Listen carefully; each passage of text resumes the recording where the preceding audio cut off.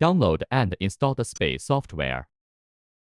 Open the link to download the software. Click Download button to start download.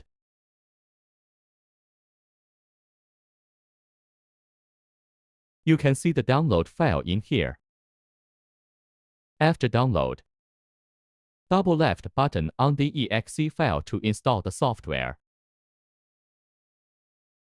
Select the English. Click Browse to set the install location. Change the C to D will install on the D disk. If your computer only have C disk, don't change.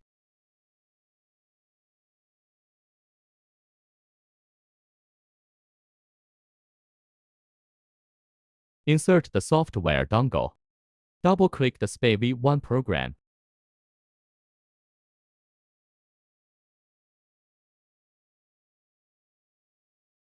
Open it to change the software language. Select the language here. Thanks for watching.